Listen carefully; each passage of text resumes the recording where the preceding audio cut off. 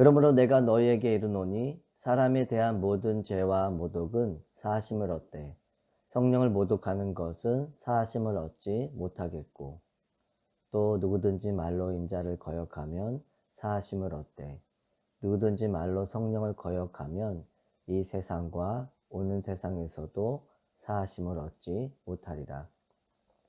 나무도 좋고 열매도 좋다 하든지 나무도 좋지 않고 열매도 좋지 않다 하든지 알아. 그 열매로 나무를 아느니라. 독사의 자식들아, 너희는 악하니 어떻게 선한 말을 할 수 있느냐? 이는 마음에 가득한 것을 입으로 말함이라.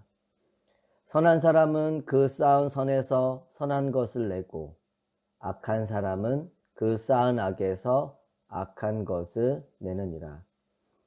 내가 너희에게 이르노니 사람이 무슨 무익한 말을 하든지 심판날에 이에 대하여 신문을 받으리니.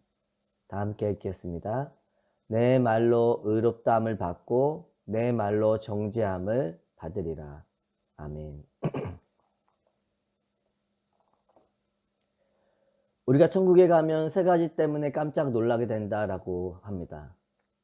첫째는 내가 진짜 천국에 왔다는 것이 감격스러워 놀라게 된다라고 하죠. 두 번째는 저 사람이 왜 여기에 있지라며 평소에 전혀 생각지도 못했던 사람을 보고 놀라게 된다고 합니다. 그리고 셋째는 아무리 찾아도 보이지 않는 사람들 때문에 놀라게 된다라고 이야기합니다. 그래서 예수님께 그 사람에 대해 묻지만 예수님도 모른다라고 답변하신다는 거죠.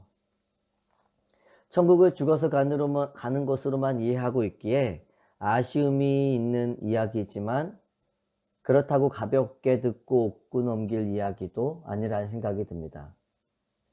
우리가 믿음의 길을 가다 보면 나의 구원에 대한 확신이 흔들릴 때가 있죠. 내가 믿고 나서도 아무 것이 변한 것이 없는 것 같은데 성령 안에서 다시 태어난 것이 맞는가? 하나님이 나를 택하시고 자녀 삼아 주신 것이 정말로 맞는가?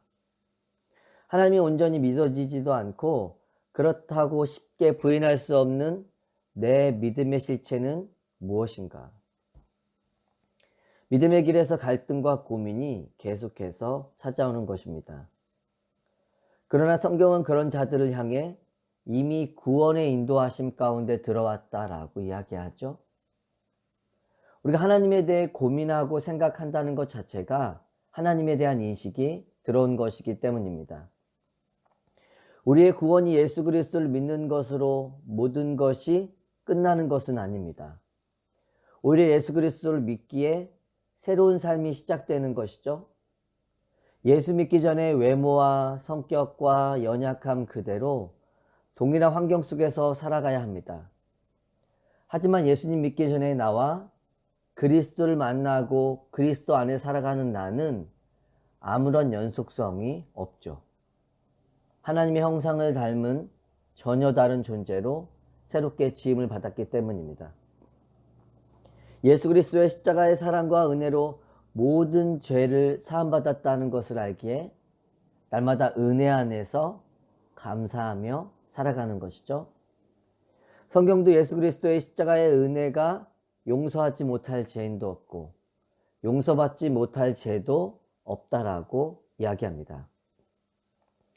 자, 그런데 오늘 본문에는 용서받지 못하는 죄가 있다고 예수님이 말씀하고 계십니다. 31절에 보면 모든 죄와 모독은 사하심을 얻되 성령을 모독하는 것은 사하심을 얻지 못한다라고 이야기하고 계시죠. 우리가 예전 성경으로는 성령을 회방하는 죄로 알고 있습니다. 사실 우리도 이 말씀 앞에 서게 되면 두려운 마음이 있죠. 혹시나 내가 성령을 모독하는 죄를 지었다면 구원을 받지 못하는 것은 아닌지, 하나님과 성령에 대해 해서는 안 된 말을 한 적은 없는지 두렵고 떨림으로 돌아보는 것입니다. 우리가 이 말씀을 오해하지 않고 올바로 이해하기 위해서는 성령 모독죄가 왜 등장했는지를 먼저 알아야 합니다. 그리고 후에 성령을 모독하는 죄가 무엇인지에 대해 알고 있어야 하죠. 31절의 시작을 보면 그러므로 라고 시작됩니다. 성령 모독죄가 앞에서 나누었던 이야기들과 긴밀하게 연결되어 있음을 밝혀주는 것입니다. 24절에 보시면 바리새인들은 예수님이 귀신을 쫓아낸 사건에 대해 사단의 힘으로 한 것이다. 성령을 힘입은 사건을 가리켜서 귀신의 힘으로 귀신을 쫓아내었다라고 말한 것입니다. 성령의 역사를 사단의 역사를 모욕한 것이죠. 그래서 예수님은 하나님이 하시려는 일을 반대하는 것은 사함을 받지 못한다라고 말씀하신 겁니다. 왜 사함을 받지 못할까요? 하나님이 하시는 일에만 우리의 죄의 용서와 사함이 있기 때문이죠. 예수를 통하여 하시는 일이 하나님의 일이고 성령의 일인데 너희가 그것을 모독하고 반대해서는 죄사함과 구원이 있을 수 없다는 말입니다. 그런데 31절에 보면 용서받을 수 없는 성령을 모독하는 죄와 반대로 모든 죄와 모독에서 사함을 받을 수 있는 죄가 있음을 보게 되죠. 사람에게 한 죄에 대해서는 확실한 용서가 약속되어 있습니다. 요한일서 1장 9절에 보면 만일 우리가 우리의 죄를 자백하면 그는 밉보시고 의로우사 우리 죄를 사하시며 우리를 모든 불의에서 깨끗하게 하실 것이요. 요한일서의 말씀은 성도들이 죄를 짓는다는 것을 전제하고 있습니다. 죄를 자백해서 하나님께 용서를 구해야 한다는 우리의 현실의 삶에 대해 이해하고 있는 거죠. 우리의 문제에 대한 해답이 제시된 것입니다. 그것은 하나님께 나의 죄를 자백하는 것이죠. 그런데 우리가 어떻게 나의 죄를 깨닫고 하나님께 죄를 자백할 수 있게 되었을까요?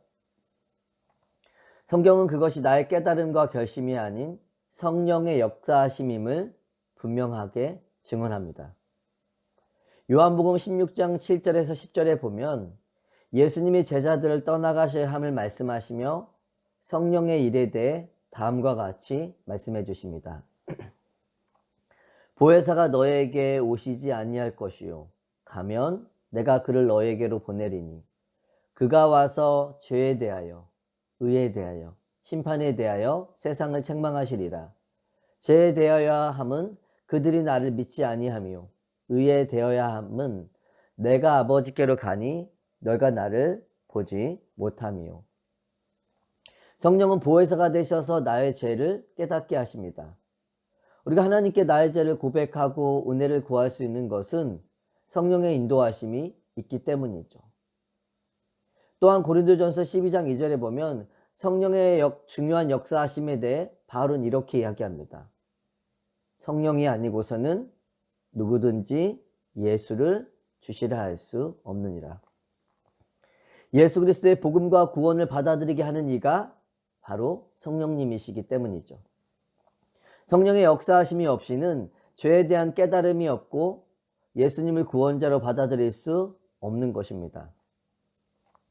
우리가 사람에게 지은 죄에 대해서는 성령이 깨닫게 하심과 인도하심이 있을 수 있지만 성령을 모독하고 거부하여 성령의 일하심의 통로가 막힌다면 용서도 없고 구원도 없습니다.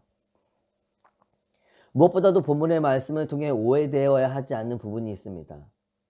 본문에는 성령을 모독한 죄에 대해서는 사하심을 얻지 못한다라고 말합니다. 이 말은 누가 한번 성령을 모독하면 그는 그때부터 영원히 사하심을 받지 못한다는 것이 아니죠.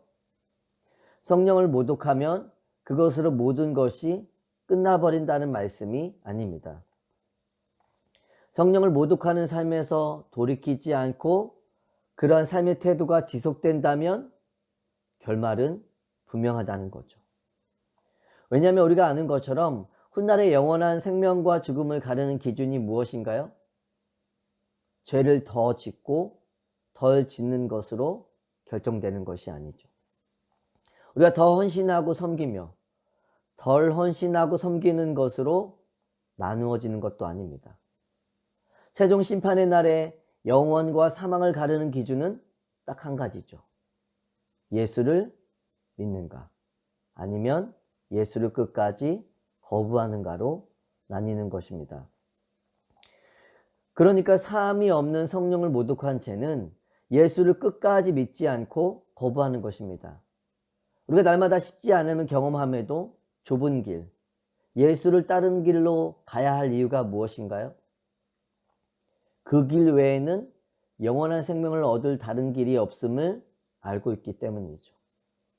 만약 우리에게 다른 길이 있었다면 좀 더 편한 길, 더 나아 보이는 길로 선택하여 나아갈 수 있습니다. 하지만 선택지가 없다면 우리의 길은 오직 하나인 것이죠.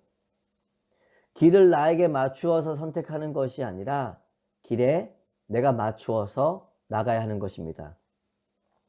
본문에서 말하는 성령을 모독한 죄는 용서받을 수 없다는 것은 예수 그리스도 외에 구원을 얻을 수 있는 다른 길과 방법이 없음을 강조하는 거죠. 우리가 다른 방법이 없음을 깨달았기에 날마다 예수 그리스도를 바라보며 붙잡고 의지하여 살아가고 있는 것이 아닌가요? 그래서 내 안에 들려오는 수많은 소리들 중에서도 성령의 음성을 듣고 따라가는 것입니다. 내 안에 계신 성령의 인도하심을 따라 오늘을 살아가는 것이죠. 그 일을 위해 삶의 주도권을 성령님께 내어드리는 것입니다. 그것이 말씀과 기도와 예배의 삶을 통해 지속적으로 드려지게 되는 것이고 옮겨가는 것입니다. 우리가 믿음을 갖게 된 것이 성령의 역사요. 구원을 받게 된 것도 성령님의 역사입니다. 우리에게 믿음을 주신 하나님께서 믿음의 장성함의 자리까지 인도해 주실 것을 믿습니다. 그 믿음을 붙잡고 삶의 모든 자리에서 하나님의 사람으로 승리하며 성령이 나를 통해 일하시도록 말씀과 기도로 충만한 삶 위에 성령께서 기름 부어주시고 인도해 주시기를 예수 그리스도의 이름으로 축원합니다.